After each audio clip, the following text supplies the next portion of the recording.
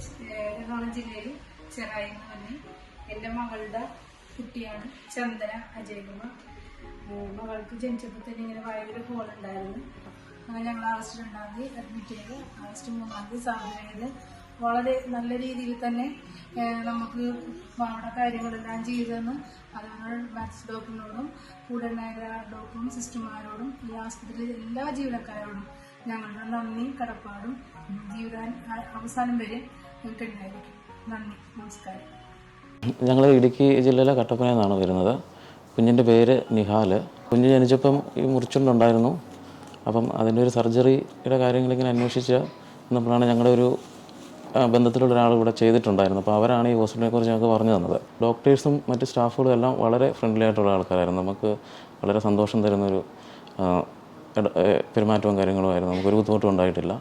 അപ്പം പ്രൊഫസർ സെയിലറിനും ഈ cent Thomas ഹോസ്പിറ്റലിലെ ഡോക്ടർമാർക്കും സ്റ്റാഫുകൾക്കും എല്ലാം വളരെ നന്ദി അറിയിക്കും.